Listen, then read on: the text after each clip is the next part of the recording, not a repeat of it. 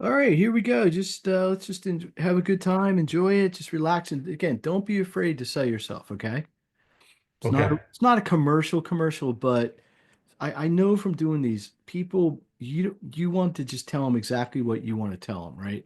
Like you don't we don't want to leave it up to interpretation. Now I can also write up a bunch of stuff and put it with what they call the liner notes, like links and things like that. But you can mention them, and but you could say something like, check the notes or check the title or check the show notes is usually the word that we use for the link, or the link is guffawcigars.com. It'll be in the show notes, or Right, right. something like that. All right, you ready? Yeah.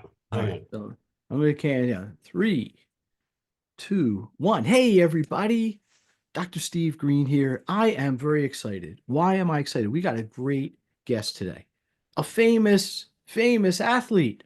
Can you believe it? Taking time to show up for our little chat here. Welcome, Brian Propp. How are you doing? Oh, pretty good. How you doing today, Steve? Thanks for having me. Absolutely. Let me tell everybody about a little bit about you, okay? So Brian Propp, a former 15-year veteran of the National Hockey League, played with Philadelphia, Boston, Minnesota, and Hartford, scored over 1,000 points, played over 1,000 games, at the all-time left winger in NHL playoff history. Wow, with 64 goals, 84 assists, 148 points. Whoa, that's pretty impressive. Played in 5 Stanley Cup Finals and 5 All-Star games. In 1987, won the, I guess, World Championship, right, with Canada, playing The alongside Canada Wayne. Cup. There we go. Wayne Gretzky and Mario Lemieux, a few famous people. After his career, he was the general manager of the Medford Ice Rink for 3 years in New Jersey and was the color analyst for 9 years with the Flyers in Philadelphia. And he worked at a company called the Judge Group for 5 years in Conshohocken, Pennsylvania. And more recently, the Wolf Commercial Real Estate Group. He had a massive stroke in 2015, and he now runs a charity golf event every year at the Riverwinds Golf Club in New Jersey and a charity celebrity hockey event at the Aston Rink in Philadelphia, benefiting Headstrong Cancer.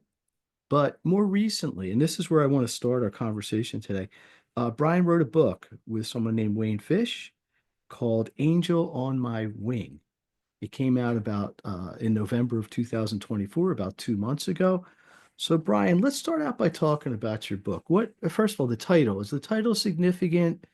What's the book basically about? Who would this book appeal to? Let's talk about your book. Yeah, so it's a little bit about my faith growing up in Canada. My dad was a Lutheran minister. He preached in English, German every Sunday. I have Oh, two brothers and two sisters. We're all 13 months apart. So we had our own hockey team at that time because in Saskatchewan, little town of 300 people, all you did is play hockey and go to school. And it was simple life, like we were like near on the farm in the middle of Canada, and so just worked on the farms for that. But my dad was a good hockey player when I was younger, and he taught me how to play much better. And he taught me all the right things, how to be fair, how to be good sport, and then to how I just kept going from there. But when I was 15 and 16, I won the scoring that year when I was 15 years old and for the Melville Millionaires. So I tell people I was a millionaire once. that was the And name of your then team, I three assume. years Not after not that, your checking account, right? yeah. And then when I started 3 years for the Brandon Wheat Kings. We were powerful teams, and then I got drafted by the Flyers in 1979, 80. For Brandon, like I played with Brad McCrimmon and Ray Allison my whole life, and Hmm. got to know them. And but I always had good coaching and good players, and so when I went to the Flyers with Bobby Clark and Reggie Leach and Barber and McLeish were there, and so I got to know them. But so I always played with good players, and a good way to get started. What was there a single reason you decided to write this book? Was it one event? Was it a series of events? And what's the message? Like what is somebody who reads is going to get out of this book? So I think that it took about 2 years to write with Mhm. Wayne Fish. Like he was a writer like all throughout my career. So I've known him for a lot of years. And so we did an outline together. And so it took 2 years to do it, like a year to do all the recordings, and another 9 months to edit everything. But I think Chris Terrian wrote a book like 4 years ago, and Wayne helped with that too. So the idea of not just talking about hockey, but I had a good story because I should have died when I had my massive stroke, but Mm, I thankfully still alive and doing well. And so I tell people, hey, just be happy with your own life and take everything takes care of itself, and just give back and be positive, and because your brain takes a long time to heal, and you mhm. just have to take your time, and it just just work with it. But for me, it was it was a better story rather than just a hockey story. But it talks about my stroke and how I can help other people that have had strokes. In the book, it has lots of hints to get better, and so I've done a lot of different things to Mm. make myself a little bit better. Those people who may not know, Chris Terry was also a hockey player on the Flyers. I'm pretty sure he was a defenseman, as opposed to Brian, who was an offensive player. But did you enjoy writing the book? I mean, I've written a couple books, and it's kind of a labor of love. Like you want to get it done, you want to get it done, but you also want to really make sure that it's right. You don't want to put out something and a month later, I wish I had left this in or taken that out. How you find it? I know you're doing a book tour. I think you're still doing that, right? So Yes. how's that being received? Are people excited? I hope. Are people Yeah, it's going really well because I think for stroke books, we're number one, like the last couple months hmm, since I got it all started. And it's a lot of people from Canada that order the books. okay. In Canada, it's Indigo, and in the US, it's Amazon. So and I you went to a couple of Flyers games, signing some books before games. And so I talked with more people, and I noticed a lot of other people that had strokes and have other problems going on too. So it really helps talking with people, and with my story. I was a good hockey player, and just but it just to give back and to be in Philadelphia the last 45 years, and know a lot of companies and people that have gone through things. It just makes a Hmm, difference of just talking with them and relating to them to about the stroke and how you can be positive and give back and never give up, especially the rehab. The rehab took a long time because at the hmm. start, like I was in Annapolis visiting with a school in the Navy in Annapolis with my son Jackson. And first day I was okay, and then the second day I had a really bad headache. And that night, in the middle of the night, I just fell out of bed and couldn't talk or walk. Hit the side of the bed, lost a tooth. All those years playing hockey, I didn't lose a tooth. And but Wow. it was scary because like I couldn't talk and communicate. So thankfully, my family was there to call 911 pretty fast. Mhm. Otherwise, I'm not allowed alive right now. And so Mm. I'm thankful. I think with my dad being a minister, and my faith, it probably made a difference of being positive and getting another chance to live. Well, look, my background. Those who are listeners and subscribe to the podcast know that my background's in education, but education can take so many forms. Most people think education, they think school, they think math, they think history, whatever. But you never stop being a learner, right? There's things you can learn about your whole life. And some of them are lessons that you didn't really think you were ever going to need or pursue, and all of a sudden they become very, very important to you. So if somebody wants to find this book, they could search on Amazon. What was the one in Canada called? I think it's indigo. Indigo. Okay. And we'll put them in the notes. Is there significance to the title, Angel on My Wing? Is that a hockey left wing reference or right wing reference, or is it obviously Angel would have some like a sacred religious connotation, but how'd you come up with the title? Yeah, with Wayne helped me, but being my dad being a minister, like the faith made a difference, and so the angel was kind of guiding me after my stroke, and so like and on the wing, like it kind of fit together with the wing, and like Bob Clark helped the forward, and Wayne Gretzky and Mary Lemieux kind of put a Nate in the back for my stroke, and so having the right people promote it and knowing that I'm still alive and doing well and talking with them, it just it helps by knowing other people when they want to, get another book. Well, it's an inspirational story.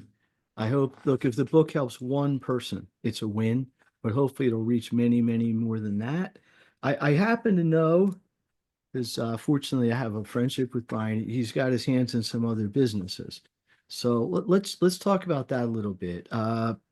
You started how many years ago? I don't know, 4 or 5, of all things, a cigar company. Tell me Yeah, about so like 8 years ago, I went with Ken Damick, a former Eagle, and my son Jackson to the Dominican Republic. We that. checked out a couple factories, and so we learned how they're made, aged, and how everything's done. And so I decided to make my own brand, my Guffaw brand. At that time, it took a year to get it set up the right way, but I had a guy from Canada that lived in the Dominican Republic. He helped me with the blend that I had at the start.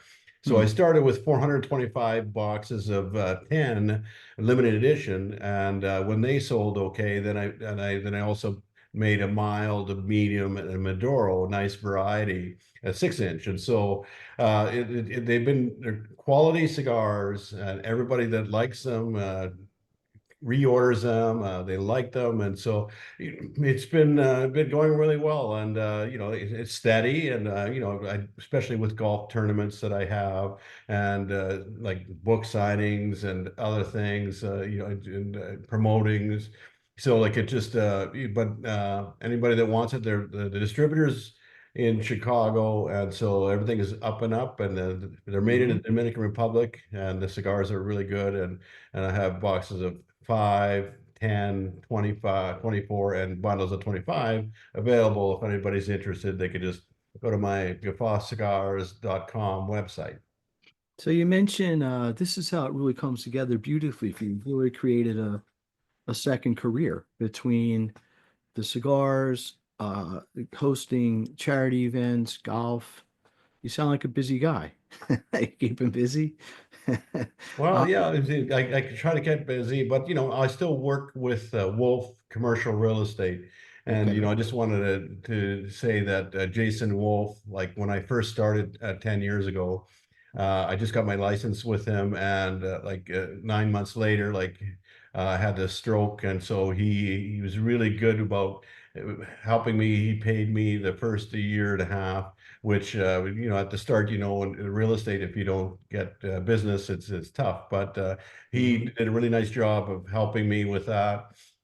And also for the Flyers alumni, I know Ed Snyder really helped me after my stroke. Gave me a little money to just to Ed Snyder, get for better. listening, And he's the but principal having owner of the the Flyers. Yeah. Flyers alumni, my Mhm. friends and my family helping me with everything, especially with the faith, and never giving up, and getting people to understand, hey, listen, it's not easy as it sounds, because like again, I almost died, and I'm still happy to be alive.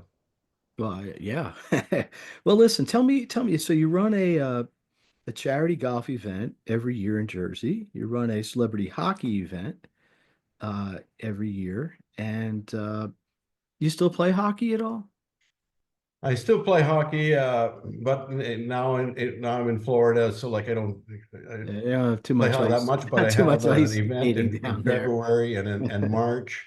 So I have I go every once in a while and still skate, but after my stroke, like it took me a year and a half to get better, but then I skated in Conshohocken skate zoning with a bunch of guys that I know in the Okay. morning a couple days a week. So I still get on the ice every once in a while, but now it's more for fun and charity work that I do. And of course, the Flyers alumni, like they run some events. Like the last one was like a year ago with against Pittsburgh with the 50 years of hockey in Wow. Philadelphia and Well, Pittsburgh. it might So date me a little bit, but I remember when I grew up, they didn't have to wear helmets. Obviously, if anybody who's a hockey fan recently, everybody's wearing a helmet and sometimes a face guard and things. But what year did people have to start wearing helmets? Well, that was the year that the league merged. It was a 79-80 when like the NHL was just had one league, and so that's Right. why at the start, like I just got drafted, and so like you only had one bargaining, so you didn't make that much money. Like my first 3 years, I made 50, 55, and 60,000. So like which isn't that much. I lived in a Oh. thousand month dollars a month and on budget, so that's kind of tough to live on that, but you find ways and then you work and do something else that you have to just to make Hmm. it everything work. And but yeah, 79-80 was when you had to wear a helmet. I remember goalies didn't even have to wear a mask for a while. That was a little I scary. know. I remember one time talking to you, one of the first conversations we ever had, because you mentioned you have a whole hockey team just in your family, pretty much. And so I said, well, who was playing goalie? And your answer was the one who couldn't skate. Yeah, you only had a like 10 people in a town, so like you filled everyone you needed to just, and so the guy that didn't skate as much, we ended up being the goalie. Well, growing up in New Jersey, I'm not. I think I can skate forward. I can't. Every time I try to skate backwards, I fall down. So, um, let me ask you this seriously. You've been through a lot in your life. You've had some tremendous success. I mean, just your numbers in hockey are tremendous. Playing in championships, Stanley Cups, this is a dream a lot of people have. What what lesson could you give people listening, whether it's a business lesson, a life lesson, or both? What's your advice from all your experience? What do you think is the most important thing people should keep in mind? So I think I always remember my dad when I left for Brandon when I was 17. He told me, "Hey, listen, be happy with your own life. Everything else will take care of itself." Because Mhm. so many people aren't happy with their own life, like they complain about everything, but they just have to figure out how to do something and make it better. So I always remember that from my dad. Hmm. Pretty simple. Keep it simple. Be happy with yourself and be happy with what you have. There you go. Uh, Brian, anything new like coming up you want to plug? You have an event? I know we got the book. We've got some of these charity. How would people find out about the charity? I can put that in the show notes as well. Are there links or something they can go to? Yeah, so like the the hockey event is going to be March 22nd. Okay. And it's a Saturday night afternoon at Aston Ice Rink. And it's for the headstrong cancer people that I've known for the last 3 years. And so it's six former alumni split up the two teams, raise a little money for that. And then my for my stroke center of University of Pennsylvania, like Mhm. my golf tournament is May 12th this year. It's a Monday at Riverwinds golf course. And so it might be sold out, but the people can support it and then everything else. But it's for the Stroke Center of University of Pennsylvania. Last year we raised almost 40,000 for that. Next year we'll probably make like 60 or 80,000 for the golf. And so it's just a little, it's for research, and it really Mhm. helps people that have strokes and brain injuries. Tremendous. Tremendous. All right. Listen, I gotta tip my hat to you. You got a bad break and you made the best of it. I'm sure you worked hard. And congratulations on all your success. I wish you success in your new businesses as well. But I love the fact that you're sticking with your roots. You ever get back up to Canada? I know you spent some time in Florida, but probably not in January. But Yeah. you ever go back home, or Yeah, once I you can? had an events last August with three of the other Stanley Cup guys like Selesky, Okay. Schultz, and Kinderchuk. We did Yeah. it in outside of Saskatoon in Saskatchewan. But Wow. every year and the first week of July, we go fishing with my family. Like I've got two brothers and sisters, and they've got a bunch of young ones, and so we go fishing for the week at Jan Lake, way up north. For Northern Park and walleye, and so it's a good trip to get back with everybody They're there. like so far north it doesn't even get dark at night, kind of. Yeah, a little bit. It's like 11:30 at night, like, and it's right like 45 minutes from where Bob Clark is. He's in July. In July, he's in Flin Flon, which is a 45-minute drive, and so Okay. I see him every once in a while there too. Well, you know what? Obviously sports have a fraternity, and you get very close with people you play with. But it's amazing. What's it? 40 years later, you're still tight with these people. So good for you. Hey, one thing you got to promise me, we're going to get on the golf course next year. Oh yeah, of course. Just full clearance. I stink, but I like to That's all right. play. We'll have fun. That's there you go. That's the bottom line. So we're gonna make the most of it, right? We're happy. We get out of the course on a nice day. We'll hit some balls. We'll go have some lunch and whatever comes with that. Listen, let me do something I do with a lot of my guests, real quick. All right, just let's learn a little bit about Brian Propp. Okay, I'm just gonna. These are very easy questions. You just tell me. You give me it. What is your favorite flavor of ice cream? Vanilla. Oh man, same with me. Same with. Did you listen to somebody old podcast? Because nobody ever No, gets not this yet. one. All right. What is your favorite color? And there's one right answer. Blue. Ah, blue. Okay. I was hoping you'd say green. Favorite song. You got a favorite song? The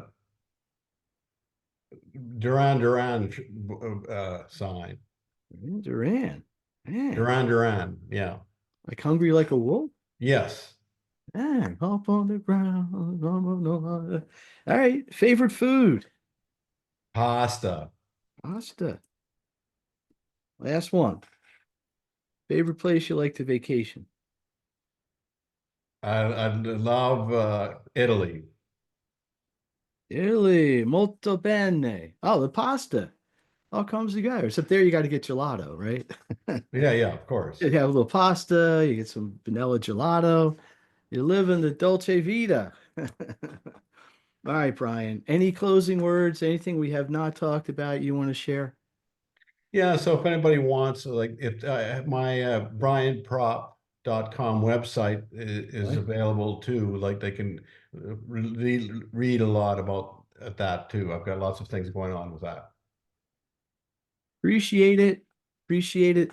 Steve Green here, the Make the Grade podcast. Today's guest, NHL superstar Brian Propp, turned advocate for stroke and brain injuries, turned business person, turned cigar aficionado, and doing a lot to give back to the community, to his fans, to his friends, and to his faith. Really appreciate you being here, Brian.